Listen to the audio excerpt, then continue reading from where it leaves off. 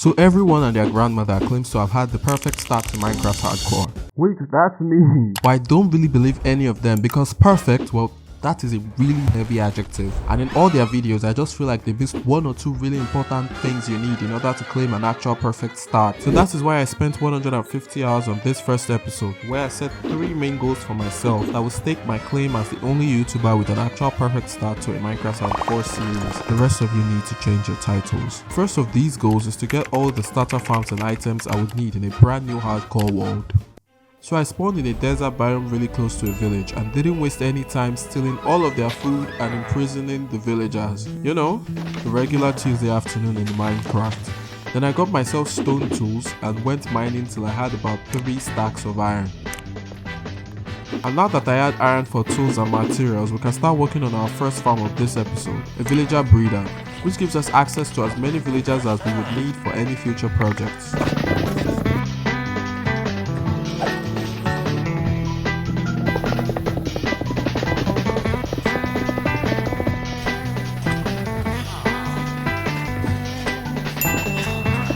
Excuse me, sir, this is private property.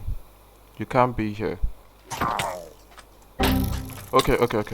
Next, I got myself a string farm for wool, and now that I had a lot of villagers and beds, I could go on to build an iron farm. Iron is a major component when it comes to almost anything you want to do in Minecraft. And I really like this particular iron farm design because the rates are really good and it's not really that complicated to build.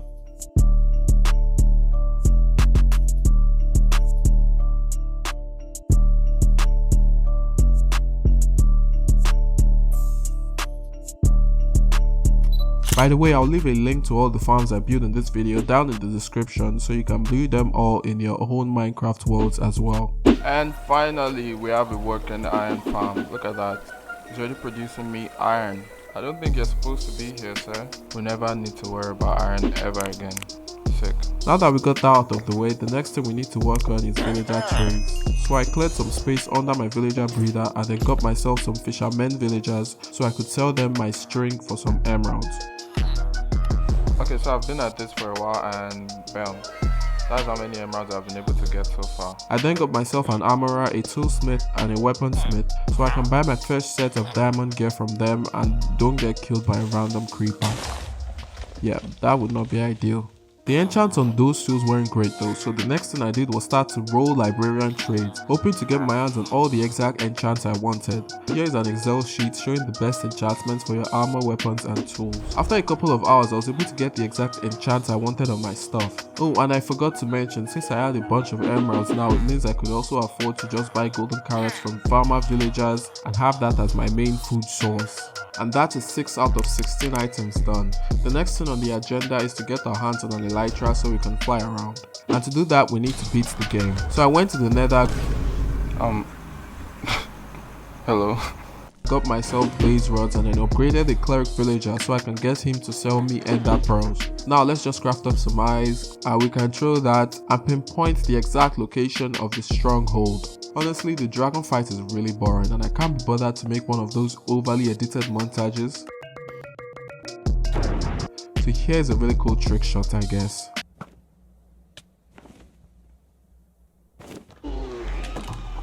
Now that the dragon is dead, I made my way to the outer end islands and found an end city straight away with a ship. So I got myself an elytra, enchanted it with mending and unbreaking. While I was out here, I also got myself a couple shulker boxes, and all this was the result of my trip to the end dimension. The next thing I did was get myself an honey farm and then a slime farm. Those materials are really important for a lot of different farms, so I just wanted to get them out of the way.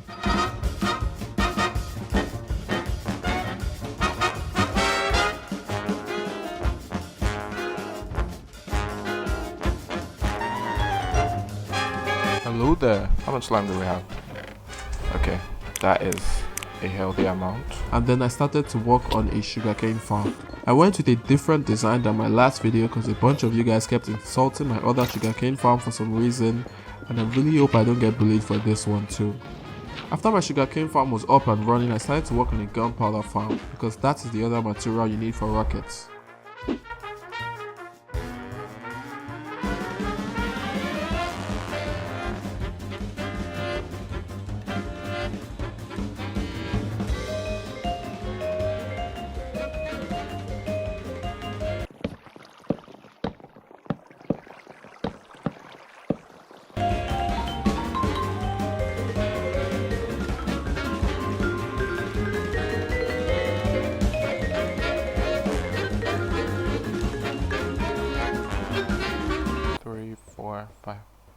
And we're done. We have a creeper farm now. Look, you can even see it from my base. With that, we can make as many rockets as we want. The next thing I wanted to do was finish up the final couple essential farms so I can move on to the other two objectives of this episode. First, I set up a wood farm.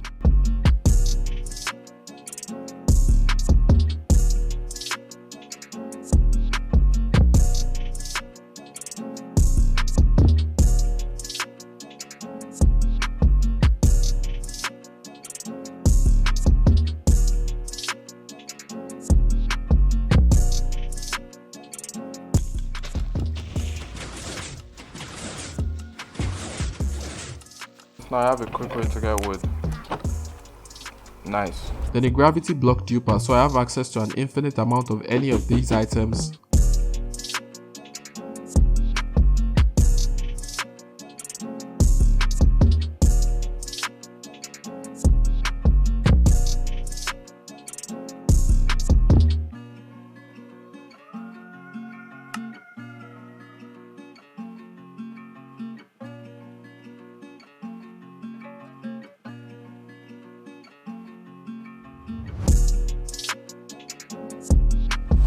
And my gravity block duper is ready.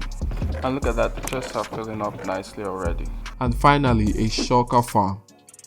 Real quick, I just want to say that you guys asked, so I finally made a Discord server. So if you want to chat or hang out or anything, the link to join the Discord server will be down in the description and on the top comment.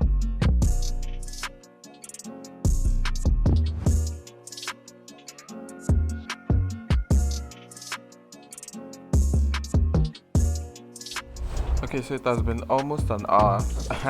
And look at that, bro. I have a functioning shulker shell farm. And with all these farms and items, my first objective for the episode is complete. Also, I don't think I mentioned earlier, but as a personal challenge for myself, I decided to not use any totems of undying at all, so I can lose all of my hard work at any time. But that brings us into the second objective of this video, which is to become immortal. Now listen, okay, I know there really isn't a way to 100% become immortal in this game, and even if I was using totems with enough mistakes I could still die, but I wanted to get a couple of stuff that would bring me as close to immortal as I could possibly get, without just getting a couple totems and calling it a day. The first way you can achieve this is with beacon effect. To get that, you need a nether star, which is dropped after you kill a wither, and to spawn a wither you need wither skulls, which is a very rare drop from wither skeletons. So I started to work on building myself a wither skeleton farm.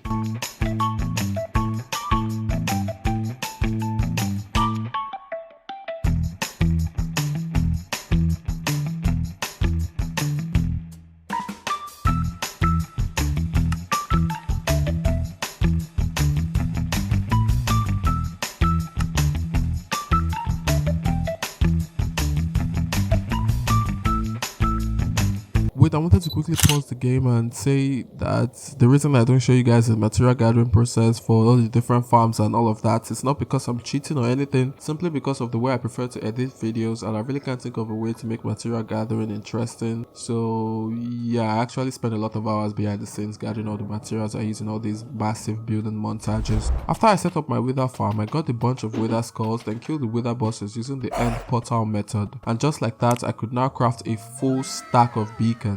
Beacon effects are really nice, but they take so long to set up, and in case of an emergency, setting up a beacon will take up way too much time. So for the second thing on my immortality list, I wanted to get a full shulker box of golden apples. I would need a lot of gold for that, so I set up a gold farm.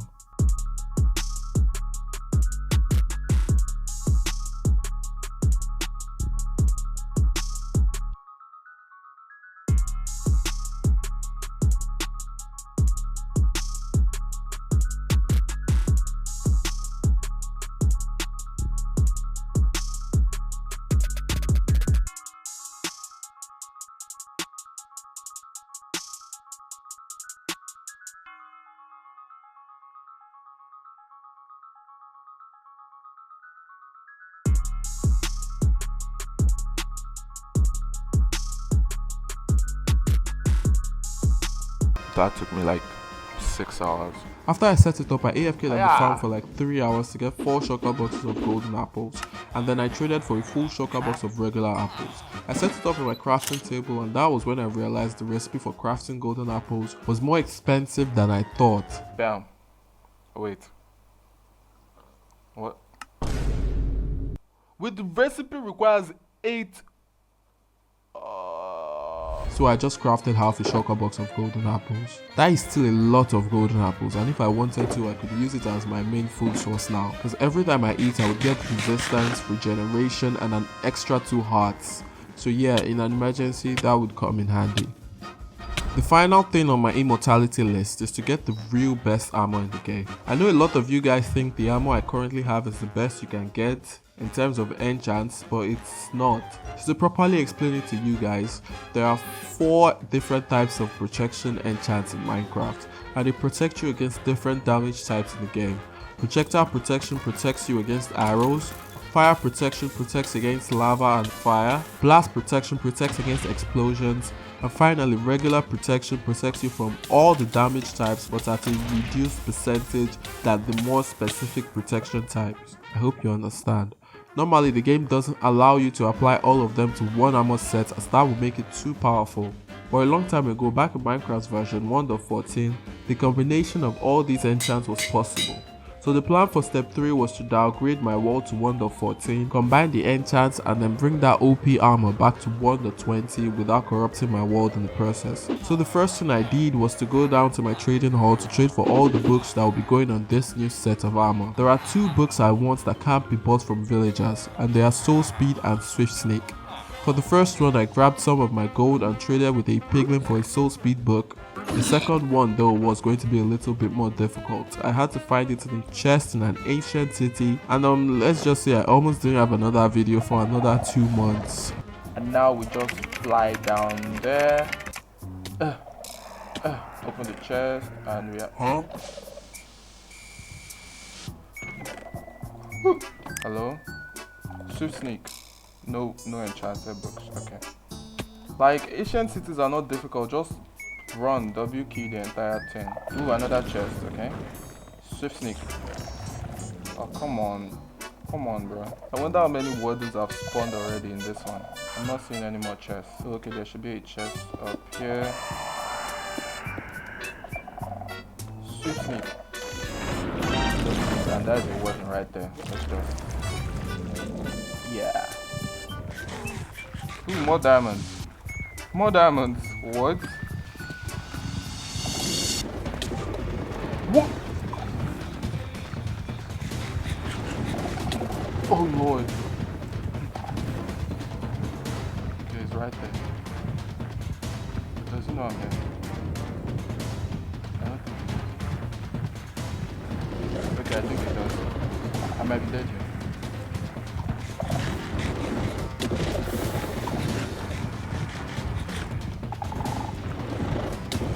I might be dead.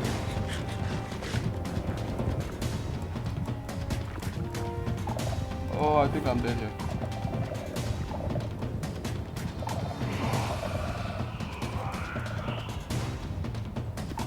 Yep, it's already going off. I might as well just... Swift Snake. Channel. No. Swift Snake. 3! I got it! I got it! Oh, let's not die. I got it. I can get out of here. Yeah, that was really close. After I got all the books I would want on the armor, I went to the nether roof so I could easily fly out a long way from my base, so nothing there gets affected when I downgrade the world. I first had to drop my Swift Sneak and Soul Speed books for now, as they weren't a part of the game back then and would just get deleted if I brought them with me. Then I went through the portal, downgraded my world, and then combined all the enchants I wanted to.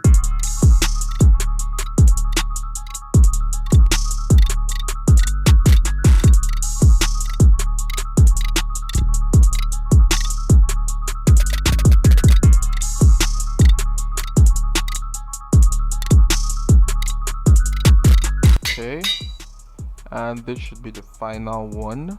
Bam. Look at my gear. That is sick. But we're not done. And then switch back to 1.20 where I applied the Sneak Swift to my leggings and Soul Speed to my boots. And I thought everything was fine, so I started to head back to my home portal. But when I went back to my spawn, that was when I noticed something was wrong. Wait. No!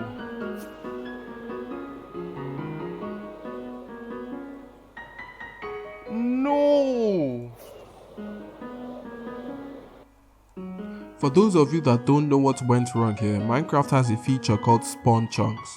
It is the area where you spawn every time you die or go through an end portal if you don't have your spawn set already using a bed. So the game always keeps it loaded even when you are not near it. The biomes and everything at my spawn I guess weren't added to the game back in 1.14, and that caused it to break since it remained loaded even though I was thousands of blocks away. Because of this tiny mishap, I had lost all the farms I made at spawn and all of my items, and I thought the 70 hours I had put into this world so far had been a massive waste of time, and I was going to have to go another month or two without uploading.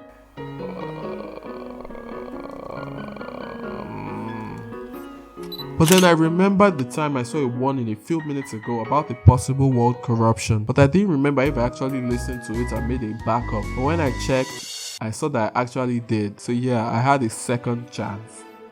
This time, the first thing I did was to fly out another few thousand blocks away on the nether roof, and then set a new world spawn. In order to be able to do this, I had to enable cheats. Listen, I'm sorry, but I only did that because I really couldn't think of any other solution to the problem, and I promise I didn't use cheats for anything else ever in this world. After I set a new world spawn, I went back and combined all the enchants again, and went to check if my original spawn was back to normal. Okay, please tell me I still have a home. Please tell me it worked. Yep. It's a sand, that's a good sign. My honey farm, yes, my beacons, my tree farm. Okay, everything is still here. But this is not my spawn anymore. Now what I need to do is come back here, enable cheats again. Sorry. And /set world spawn back here. So now this should be my spawn, and I finally have this in 1.21. Yeah boy. Now my armor was looking great, but I wanted to turn it into netherite before I put it on. Oh, and two things I forgot to mention. I found an upgrade template a few days back in some random bastion, and two, when I was down in the ancient cities looking for a swift sneak book, I found a silence armor trim, which is like the rarest trim in the game. Silence armor trim? That is actually like the rarest armor trim in the game. What? I'm never beating the cheating allegations, am I? Like I said, I wanted to turn the armor into netherite, so I crafted up some TNT and went mining for netherite scraps.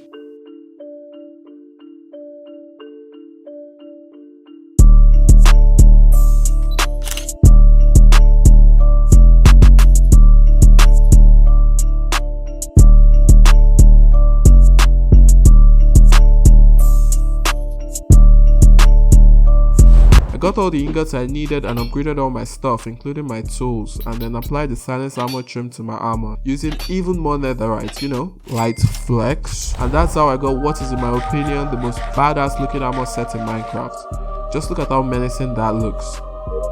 And with that, 2 of my 3 main objectives for this video had been achieved, and the third was to make myself the best looking starter base you've ever seen on Minecraft YouTube. Still no damage. So I spent 2 weeks designing an awesome base with a really cool story behind it, and I'll tell you the story while I build it in my hardcore world. But for now, let's get working on that material list. There's only 2 distinct materials that are going to be like really difficult to get, and the first one is 100 shulker boxes of different variations of stone. So first, I built a stone farm.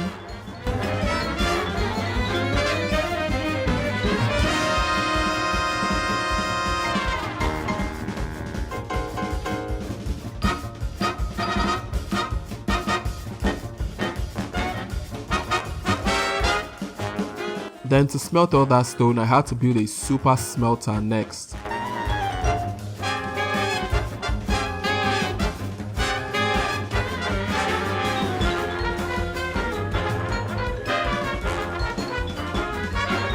But in order to get enough coal to fuel this monstrosity, I had to add a sorter to my wither farm and a lot of chests, then I AFK'd there overnight.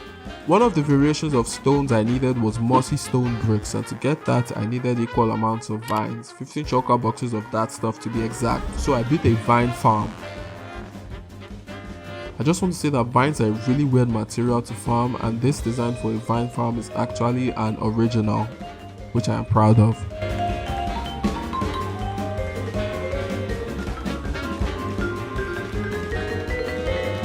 The other difficult material on the list was 40 shulker boxes of quartz blocks. So to get that, I first built myself a raid farm for emeralds.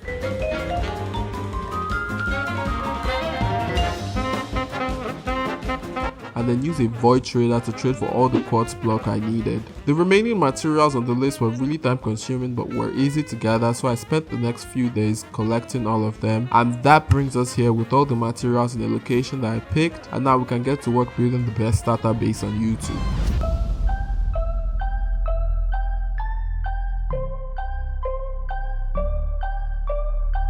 So I got a dream that I'm gonna be at the top of the scene, on every screen, making my presence something to be seen, yeah.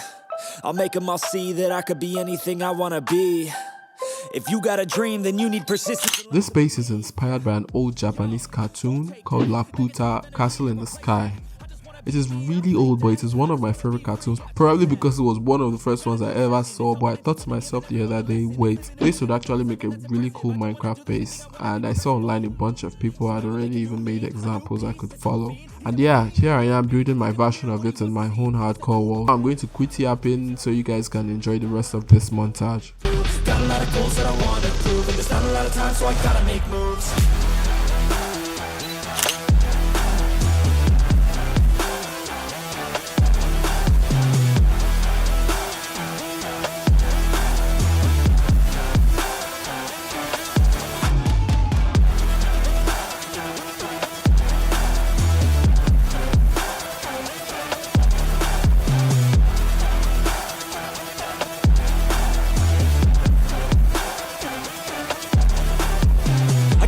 Got things that I wanna do. I got plans, got schemes that I follow through. I make all my gains from what I produce. I don't lose, I learn, don't get confused. Peace in the dark, cause I work hard. So many nights sitting in the graveyard, cause they lost to the grind, but that's fine, that's a start. To do something great, sacrifice is a part of it. It's just the start of it. You can't start then quit. You have to harness this, cause energy is bliss. And when I swing, I miss, but then I swing and hit. So I'ma swing again, and I'ma swing again. Then I'll be taking off, cause I don't wait or pause. I got the game unlocked, I never mind the clock. I take the last shot, I got a fast cross. Villain energy, cause I'm the last boss. Test, you know I'll lace that. Hit me in the face and I'm hitting right back. I enjoy the chase, so I'll stay on track. Yeah, I enjoy the race, so I'll make that bag. Got a lot of dreams that I'll make come true. Got a lot of things that I wanna do. Got a lot of goals that I wanna prove. And there's not a lot of time, so I gotta make moves.